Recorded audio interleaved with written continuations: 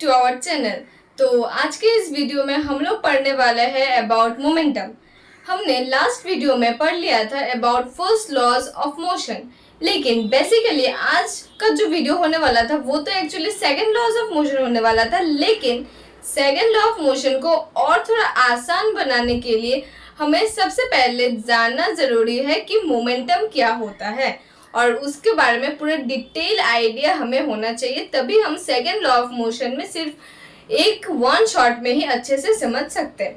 लेकिन अगर किसी ने मोमेंटम वाला वीडियो नहीं देखा तो वो सेकंड लॉज ऑफ मोशन को समझने के लिए उसको बहुत सारे डिफरेंट वीडियोस में स्विच करना पड़ेगा और देखना पड़ेगा। इसीलिए सेकंड लॉ ऑफ मोशन समझने के लिए हमें मोमेंटम क्या होता है वो अच्छे से आना बहुत ज़्यादा ज़रूरी है। तो व्हाट इज मोमेंटम? तो आज हम क्या पढ़ेंगे? About momentum. ठीक है, आज हम किसके बारे में पढ़ रहे हैं? मोमेंटम के बारे में। मैं पहले ही ये बात बोल देती हूँ, अगर तुम लोगों ने YouTube में आके ये वीडियो देख रहे हो तो मोस्टली ये ऐसा हो सकता है कि YouTube में बहुत सारे लोग या फिर 90% लोग आजकल डिजिटल वे में पढ़ाते हैं, डिजिटल बोर्ड लगा के बहुत सारे एनिमेशंस यूज़ करके। मैं भी थोड़ा बहुत एनिमेशन यूज़ करने की कोशिश करूँगी, लेकिन as compare to digital board ऐसा नहीं हो पाएगा। लेकिन मैं फिर भी डिजिटल बोर्ड में स्विच नहीं करूँगी। The only reason is that मुझे लगता है, या फिर मैं भी जब अपने स्टूडेंट लाइफ में थी मुझे भी ऐसा लगता है कि जब कोई टीचर पीपीटी से समझाते हैं तो देखने में तो अच्छा लगता है लेकिन समझ में उतना ज़्यादा नहीं आता। लेकिन जब कोई टीचर अच्छे से लिख के बताता है, हैंड रिटन नोट्स देता है, तो बहुत ज़्यादा अच्छे से समझ में आता है।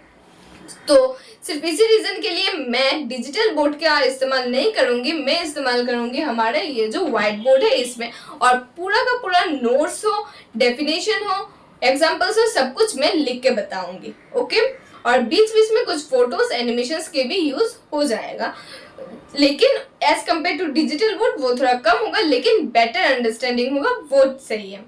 तो व्हाट इज मोमेंटम?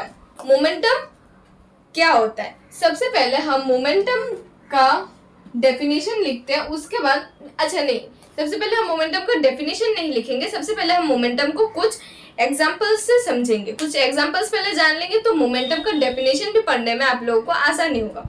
तो मोमेंटम, सबसे पहले मैं एक एग्जाम्पल दे रही हूँ, वो है ये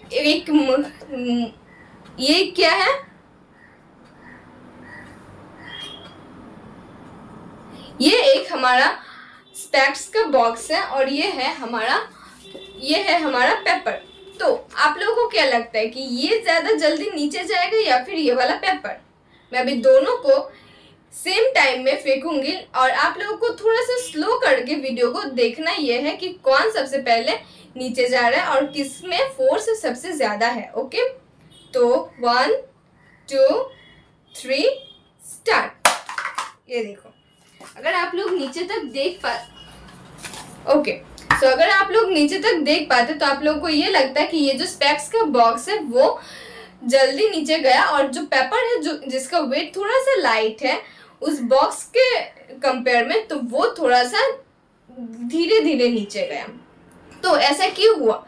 it's all because of mass paper का बहुत ज़्यादा कम था और बॉक्स का बहुत ज़्यादा हाई था कंपेरिजन में। अभी ऐसे एक हमारे पास बड़ा सा बॉल है, और एक हमारे पास छोटा सा बॉल है, ठीक है? और इस बॉल को हमें एक विंडो में, समझ लो ये कांच का विंडो है, इस विंडो में हमें फेंकना है। ओके,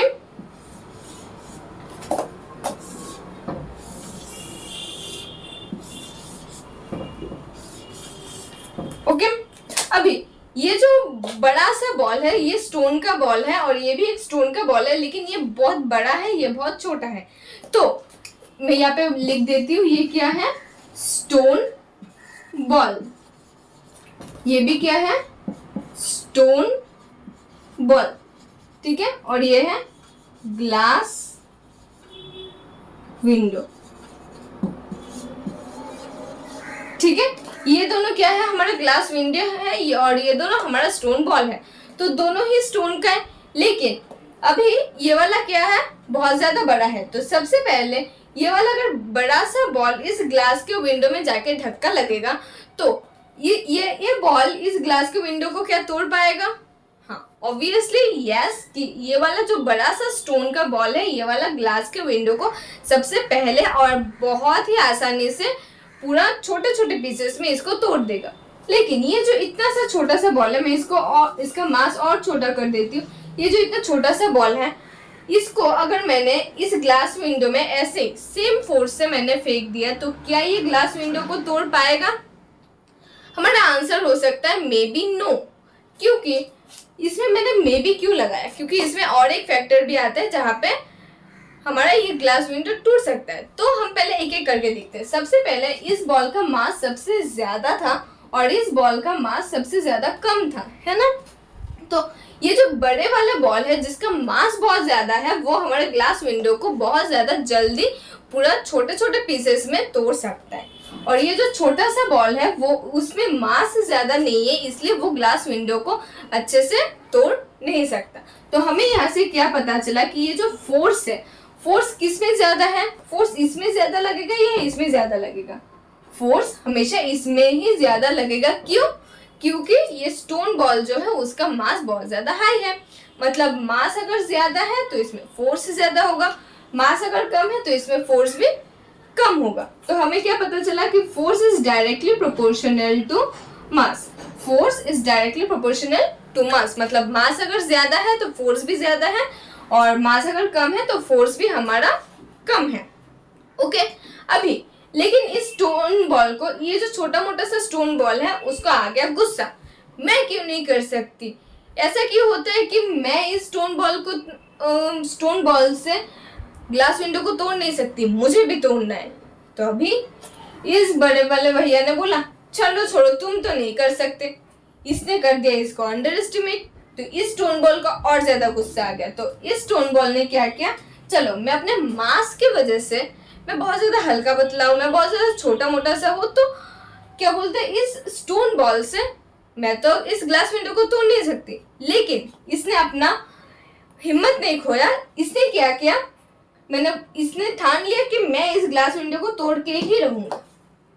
अब ये कैसे पॉसिबल है? हर एक चीज का, कोई भी चीज इम्पॉसिबल नहीं होता। तो इसने क्या किया, ये जो छोटा मोटा सा स्टोन बॉल है वो एक जाके बुलेट के अंदर घुस गया। किसके अंदर घुस गया? एक गन के अंदर। मुझे इतना गन बनाना आता नहीं है, लेकिन फिर भी मैं थोड़ा बहुत तो ट्राई कर रही हूँ। अच्छा छोड़ो, गन नहीं बनाती हूँ, आप लोग समझ लो। ओके, स्टोन बॉल किसके अंदर जाके घुस गया? एक गन के अंदर।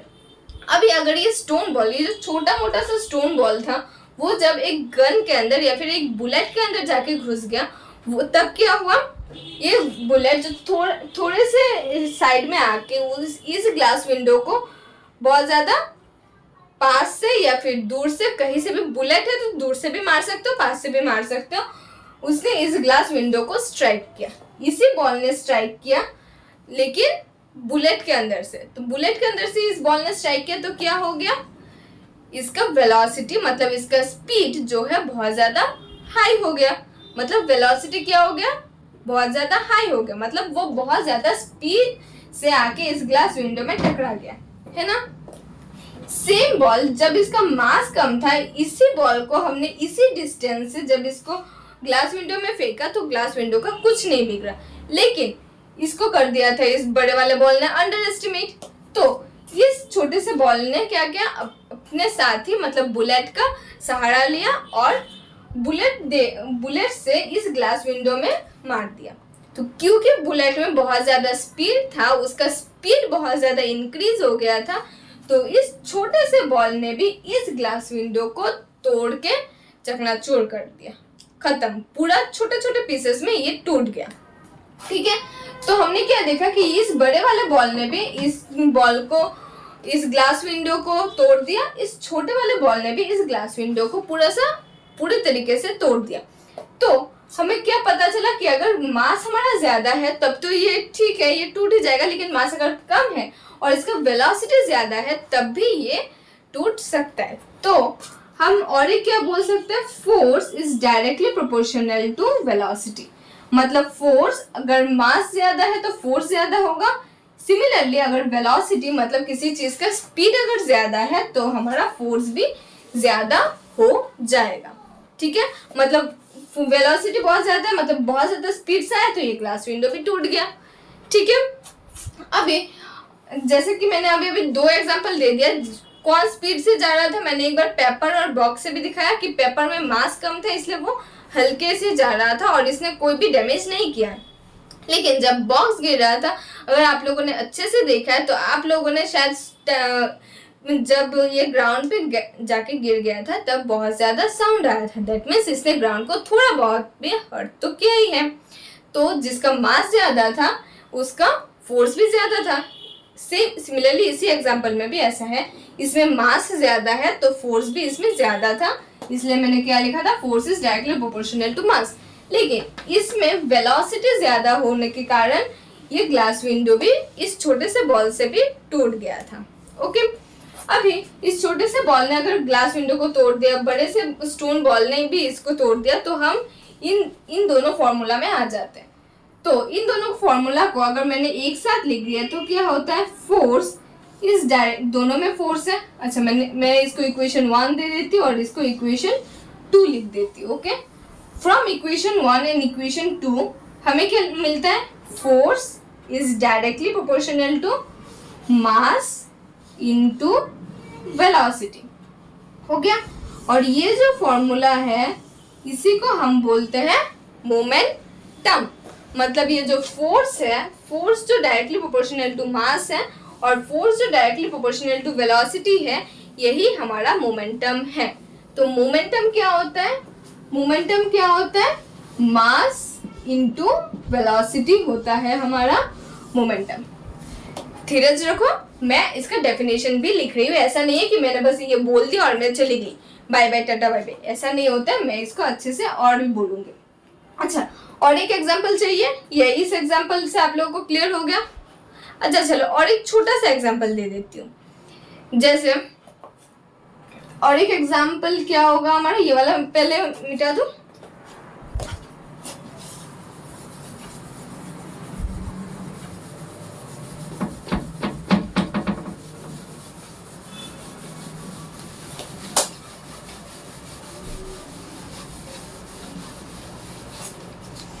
अभी मैंने क्या बोला था, ये जो स्टोन बॉल है बहुत ज्यादा हैवी है, तो इसी स्टोन बॉल को किसी एक पहलवान आदमी ने, किसी एक मोटे से किसी एक आदमी ने क्या किया, इसको धक्का दिया, इसको धक्का दिया।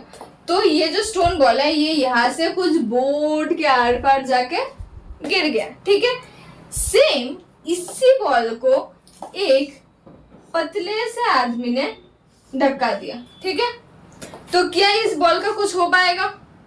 अभी स्टोन बॉल तो सेम ही था, लेकिन क्योंकि इसका मास ज्यादा था तो ये स्टोन बॉल कहीं दूर जाके गिर गया।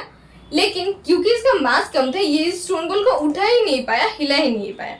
तो यहाँ पे फिर से ये एग्जाम्पल हमारा सही हो जाता है कि force is directly proportional to mass. मतलब ये कम फोर्स दे पाएगा क्योंकि इसके पास मास कम है, इसके पास मास कम है तो इसके पास क्या हो जाएगा, फोर्स भी कम हो जाएगा। और इसके पास मास ज्यादा है तो फोर्स भी इसका क्या हो जाएगा, ज्यादा हो जाएगा। ठीक है, तो मोमेंटम इक्वल्स टू, मोमेंटम में जो हमारा फोर्स आता है वो force directly proportional to mass होता है। ठीक है, तो अभी ये वाला जो फॉर्मूला है इसको मैं डेफिनेशन में अच्छे से लिख देती हूँ।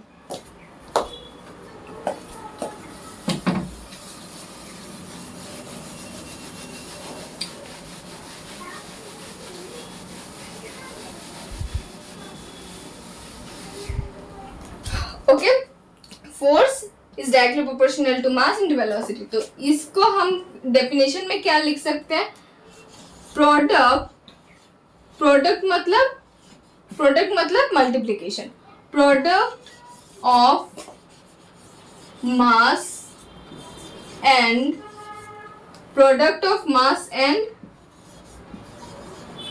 velocity, product of mass and velocity is momentum. Okay, तो product of mass and velocity is known as momentum. momentum क्या होता है, product of mass and velocity. यहाँ पे आप लोगों को और एक छोटा सा कंफ्यूजन आ सकता है, जो लोग नए हैं, मतलब जिन लोगों को रटने की हैबिट नहीं है, उन लोगों को ये आ सकता है कि मास प्लस वेलोसिटी भी हो सकता था, मास माइनस भी हो सकता था, मास डिवाइडेड बाय वेलोसिटी हो सकता था, मास इनटू वेलोसिटी ही क्यों हुआ, मास इनटू वेलोसिटी ही क्यों हुआ। तो इसका भी रीजन मेरे पास है। अगर प्लस होता, एक तो देख लो पहले माइनस और डिवाइड में क्या होता है, जब कुछ चीज घट जाता है, ठीक है। लेकिन जब मास और वेलोसिटी को हम एक साथ रखते हैं तो इसका स्पीड मतलब इसका फोर्स इंक्रीज होता है, तो घटना तो होगा ही नहीं। ये दोनों हो गया हमारा कैंसिल, ठीक है।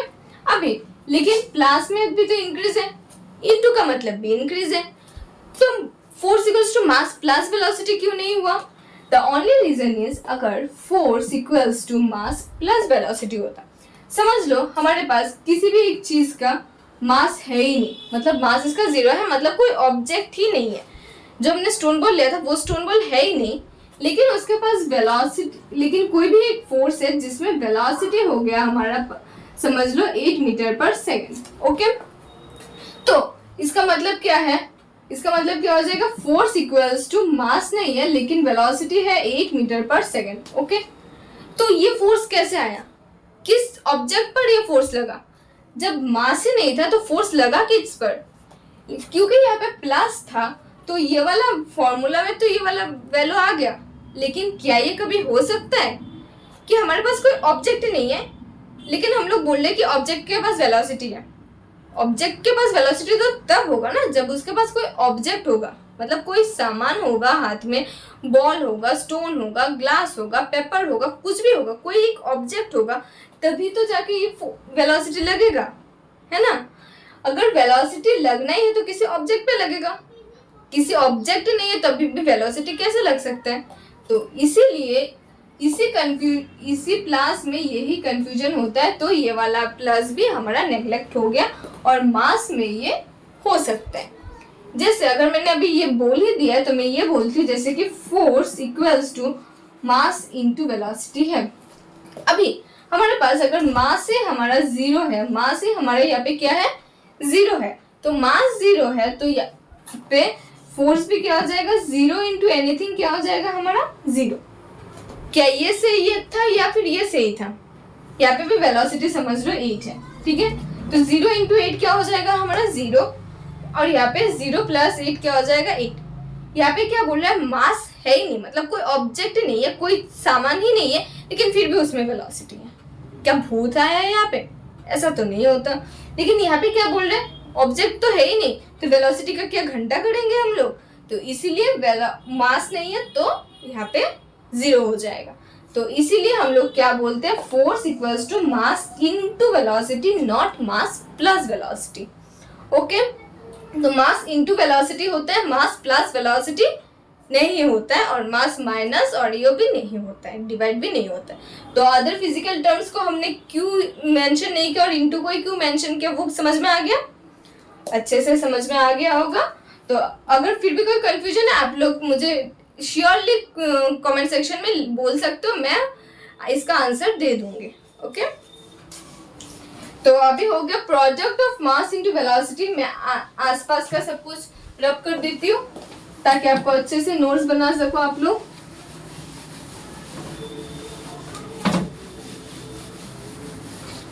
ओके, तो product of mass into velocity is momentum. जैसे कि product of mass into velocity is momentum, mass into velocity क्या हो जाता है, मोमेंटम। इसका और एक पॉइंट है, इसका फर्स्ट पॉइंट ये है, सेकंड पॉइंट क्या हो जाएगा, मोमेंटम को डिनोटेड बाय कौन सा लेटर है, सब लोग को लगता होगा एम है तो कैपिटल एम होना चाहिए या फिर स्मॉल एम होना चाहिए, लेकिन डिनोटेड बाय स्मॉल पी, ठीक है, डिनोटेड बाय स्मॉल पी। और ये क्योंकि यहाँ पे वेलोसिटी है, क्योंकि यहाँ पे वेलोसिटी है और वेलोसिटी में डायरेक्शन होता है, तो ये क्या हो जाएगा, एक वेक्टर फिजिकल क्वांटिटी। क्योंकि यहाँ पे वेलोसिटी है और वेलोसिटी में डायरेक्शन होता है, इसलिए ये एक वेक्टर फिजिकल क्वांटिटी है। और फोर्थ पॉइंट जो है, फोर्थ पॉइंट में क्या आ जाएगा, एक वेक्टर फिजिकल क्वांटिटी है, ये हमें पता चल गया। फोर्थ पॉइंट में क्या आ जाएगा, यूनिट के बारे में, इसका एसआई यूनिट। अगर किसी को कोई भी प्रॉब्लम होता है कि बहुत सारे हमारे पास एसआई यूनिट है, बहुत सारे हमारे पास फॉर्मूला है, तो हम कैसे याद रखें। यूनिट तो हर एक में मीटर आता है, सेकंड आता है, किसी में पर सेकंड हो जाता है, पर स्क्वायर हो जाता है, बहुत कंफ्यूजन आता है। तो इसको हम कैसे याद रखें, हमें क्या पता है, momentum equal to mass into velocity. इसी से हम हमारा ऐसा यूनिट खुद डिटरमाइन कर सकते हैं। लेकिन कैसे, ये देखिए, मास इनटू वेलोसिटी होता है। मास का ऐसा यूनिट क्या होता है, केजी, और वेलोसिटी का ऐसा यूनिट क्या होता है, मीटर पर सेकंड, है ना। या फिर मीटर डिवाइडेड बाय सेकंड भी लिख सकते हो, वो तो तुम्हारे लिखने के स्टाइल के ऊपर डिपेंड करता है, उससे कुछ नहीं होता। केजी मीटर पर सेकंड, बीच में इंटू है, इंटू दे सकते हो, या फिर इंटू को रब करके भी तुम अगर लिख दोगे तो सेम ही मीनिंग होता है। तो इसके ऐसे यूनिट क्या हो जाएगा, केजी मीटर पर सेकंड हो गया। तो मोमेंटम के बारे में क्या क्या बात हमने पढ़ लिया कि इसका product of mass into velocity is momentum. Secondly denoted by small p, not m, m से डिनोट नहीं किया जाता है, स्मॉल लेटर p से डिनोट किया जाता है। फोर्थ पार्ट में क्या आ गया, केजी मीटर पर सेकंड, इसका ऐसा यूनिट होता है। और बीच में से थर्ड पार्ट भूल गई, थर्ड पार्ट क्या होता है, ये एक वेक्टर फिजिकल क्वांटिटी होता है। वेक्टर क्यों होता है, क्योंकि इसमें वेलोसिटी है, और velocity is a vector physical quantity, इसलिए ये वेक्टर फिजिकल क्वांटिटी है। और इसमें हमने ये भी पढ़ लिया था कि अच्छा, अभी यहाँ पे और एक चीज बताने लायक है जो कि बहुत कम वीडियोस में है, और शायद एनसीईआरटी में भी किसी छोटे से पार्ट में लिखा है, इसको डिटेल में डिस्कस नहीं किया, तो इसको भी हम लोग यहाँ पे अच्छे से डिस्कस कर लेते हैं। वो बात है मोमेंटम जीरो कब कब हो सकता है, मतलब कब हमारा मोमेंटम होगा ही नहीं, या फिर हम यहाँ पे अगर फोर्स से हमने किया है तो फोर्स हमारा जीरो कब होगा। ठीक है, एक चीज आप बोल सकते हो, फोर्स हमारा अगर मास जीरो हो गया तो हमारा फोर्स जीरो हो सकता है, या फिर अगर हमारा वेलोसिटी जीरो हो गया तो हमारा फोर्स जीरो हो सकता है। तो ये जीरो कैसे होगा, सबसे पहले अगर मास जीरो हो गया, अभी मैंने आपको प्लस वाले सेक्टर में मैंने बोला था कि मास जीरो हो जाने से मतलब यहाँ पे कोई ऑब्जेक्ट नहीं है। अगर ऑब्जेक्ट नहीं है तो फोर्स किस में लगेगा, इसलिए यहाँ पे फोर्स भी नहीं होता है। और वेलोसिटी जीरो मतलब इसमें कोई स्पीड ही नहीं है, मतलब क्या हो गया कि ये जो हमारा एक ऑब्जेक्ट है वो अभी रेस्ट में है। मतलब मैंने एक स्टोन बॉल का एग्जांपल दिया था ना, तो ये जो स्टोन बॉल है, ये स्टोन बॉल बिल्कुल भी मूव ही नहीं कर रहा। तो अगर मूव ही नहीं कर रहा है, इसके मास का फायदा ही क्या है, इसमें फोर्स लगा ही नहीं कुछ भी, तो दैट मीन्स इसमें क्या हो गया, वेलोसिटी जीरो हो गया। वेलोसिटी जीरो मतलब फोर्स इसमें लगा ही नहीं कुछ, मतलब फोर्स भी हमारा जीरो हो जाएगा। तो फोर्स कब कब जीरो होगा, जब हमारा मास जीरो हो जाएगा या फिर वेलोसिटी जीरो हो जाएगा। ओके, अगर यहाँ पे दोनों ही जीरो हो गया फिर भी हो सकता है, या फिर सिर्फ अगर कोई एक भी जीरो हो गया फिर भी हम बोल सकते हैं कि फोर्स इज जीरो, मतलब इसमें कोई मोमेंटम नहीं लगा। तो that's all about momentum. Momentum का लेक्चर अगर किसी ने बहुत अच्छे से समझ लिया तो आप लोगों को नेक्स्ट वाले वीडियोस में जो कि है सेकंड लॉज ऑफ मोशन, उसमें आपको कोई भी प्रॉब्लम नहीं होने वाला है। तो इस वीडियो को अच्छे से एक बार देख लेना, और कोई भी कंफ्यूजन हो तो प्लीज डीएम में या फिर मुझे कमेंट सेक्शन में बता देना, ताकि मैं भी समझूं कि इस वीडियो में और क्या इम्प्रूवमेंट करना है और आप लोगों को कैसे समझ में आता है। मैं फिर से एक बार रिपीट कर रही हूँ, मैं व्हाइट बोर्ड का इस्तेमाल इसलिए करती हूँ ताकि मैं ये सब लिख के बता सकूँ, और जब कोई लिखता है तो आप लोग भी, अगर कोई यहाँ पे अच्छे स्टूडेंट हो जो सिर्फ समझने के लिए नहीं नोट्स बना के सीखने के लिए आया है, तो मेरे साथ साथ नोट्स भी बना सकते हो। ये जो 10-15 मिनट का लॉन्ग वीडियो आप लोग देखोगे उसमें आप साथ साथ एक ही नोट्स भी बना लोगे, प्रॉपर नोट्स भी हो जाएगा और अच्छे से समझ में भी आ जाएगा। दूसरे वीडियोस में क्या होता है, वो लोग जब पीपीटी लेके आते हैं, जो मैं भी ला सकती हूँ लेकिन मैं लाऊंगी नहीं, अगर मैं पीपीटी लेके आ गई तो यहाँ पे लिखा हुआ होगा, मैं लिखा हुआ बस पढ़ती जाऊंगी और कुछ सिंपल टर्म्स को मैं समझा दूंगी, जिससे अच्छे से समझ में नहीं आता। एटलीस्ट कुछ लोगों को, मेरे जैसे लोगों को तो समझ में नहीं आता, इसीलिए हम लोग ऐसे राइटिंग वाला प्रेफर ज्यादा कर रहे हैं। तो जिसको मेरी वीडियोस को पसंद आते हैं वो प्लीज सब्सक्राइब करके रखना, ताकि आपको ऐसे इंटरेस्टिंग वीडियोस और भी मिलते रहे। और मैं हर रोज हर एक चैप्टर में हर एक टॉपिक में वीडियोस डालती रहूंगी। और टेलीग्राम चैनल पे हर चैप्टर के अच्छे से नोट्स आप लोगों को मिल जाएगा। अगर किसी ने मेरे साथ साथ ये नोट्स नहीं भी बनाया फिर भी उनको टेलीग्राम चैनल पे नोट्स मिल जाएगा। ओके, तो टेलीग्राम चैनल का लिंक मैं दे दूंगी मेरे डिस्क्रिप्शन बॉक्स में, आप यहाँ से जाके चैनल ज्वाइन कर सकते हैं। नोट्स आने में थोड़ा 1-2 दिन लेट हो सकता है, लेकिन नोट्स श्योरली आ जाएगा।